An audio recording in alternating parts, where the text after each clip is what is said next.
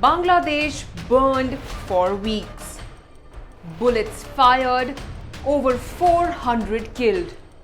Internet blackout, mass student protests, youth drenched in blood, clashes with security forces. Sheikh Hasina stepped down and fled Dhaka. After Army's 45 minutes to resign ultimatum, Hasina's 15-year rule ended with an uprising. Hasina's turbulent fall, an echo of her father's fate. As Bangladesh faces uncertain future once again, will the country manage to see peace again?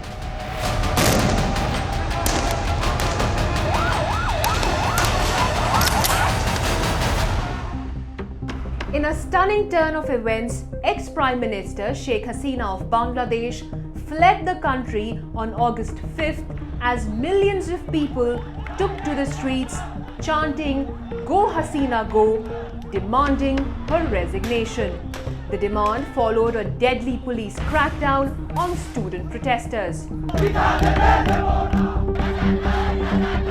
The protests erupted in late June 2024 and had a singular, fervent demand, and that is to abolish a quota system that reserved up to 30% of government jobs for the descendants of veterans who fought in Bangladesh's 1971 War of Independence against Pakistan. Now, this system, viewed as an unfair advantage, ignited the flames of dissent among the nation's youth.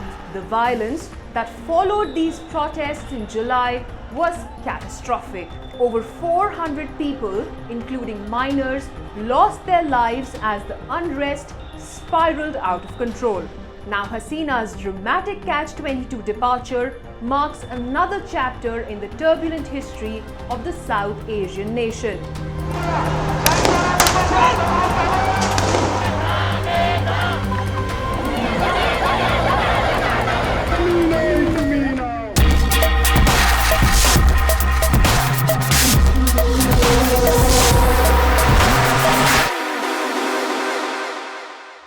Now, since gaining independence half a century ago, Bangladesh has witnessed a succession of leaders forced to flee or meet violent ends, each event leaving an imprint in the country's history.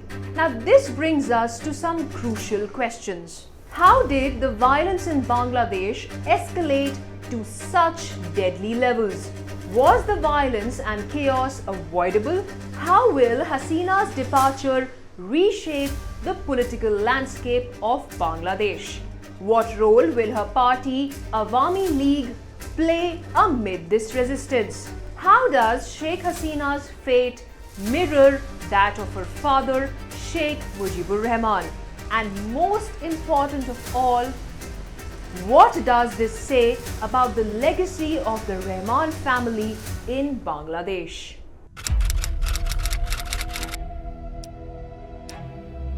Now, Bangladesh, the fourth largest country in the world by population, has been on edge for weeks amid protests. But this is not the first time that Bangladesh finds itself amid such violent turmoil.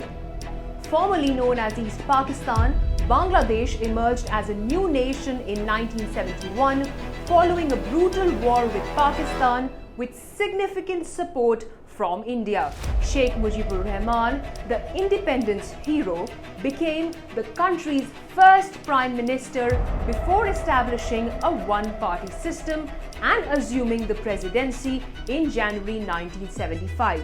However, his tenure was tragically cut short on August 15, 1975. As dawn broke over Dhaka, the city was abruptly awakened by the sounds of gunfire emanating from Dhanmondi 32, the residence of President Sheikh Mujibur Rahman. A faction of the military launched an assault on the president's house. Rahman and his family sought refuge in a locked room, but the soldiers soon overpowered them. Mujibur Rahman was shot multiple times. The founder of Bangladesh was assassinated along with his wife and 3 sons. His daughters, Sheikh Hasina and Sheikh Rehana, were the only survivors. Now, following this bloodbath, Khandokar Mustaq Ahmad seized power with military backing. However, Ahmad's rule was short-lived, overthrown by the Army Chief of Staff, Khalid Musharraf, on November 3rd, who was then assassinated by rival factions. Amid the chaos, General Ziaur Rahman ascended to power on November 7, 1975.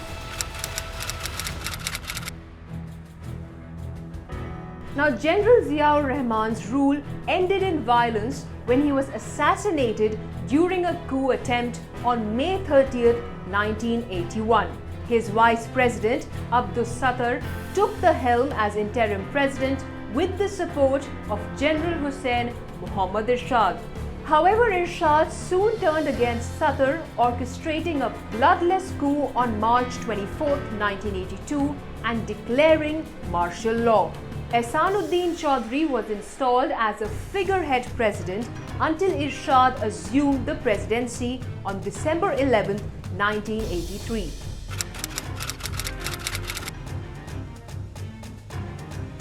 Now, the decade saw increasing calls for democracy, culminating in widespread protests that forced General Hussain Muhammad Irshad to resign on December 6, 1990. Irshad was arrested and jailed for corruption on December 12th. Justice Minister Shahabuddin Ahmad took over as interim leader, paving the way for democratic elections.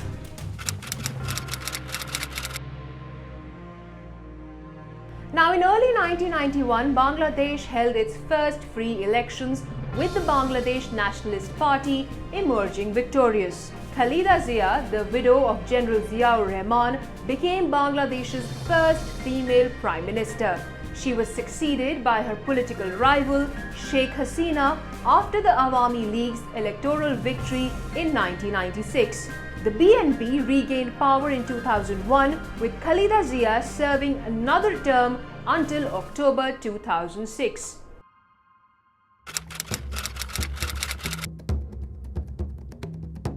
Now, the political landscape shifted dramatically in 2007 when President Ahmed declared a state of emergency amid anti-government protests supported by the military.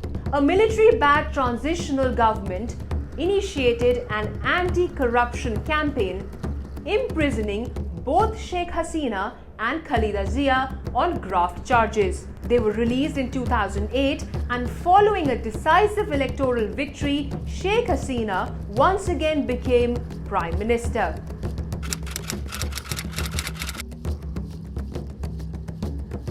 Now, the latest twist in this saga occurred with Sheikh Hasina's resignation and exit from Dhaka. Facing immense pressure from protesters and the army, her departure signals a significant upheaval in the nation's political dynamics. As Bangladesh grapples with this latest crisis, the future remains uncertain for Sheikh Hasina and the country's political stability. As Bangladesh stands at a crossroads, one is reminded of the words of William Faulkner, "The past is never dead, it's not even past." The echoes of history continue to resonate, shaping the present and the future of this nation known for its resilience.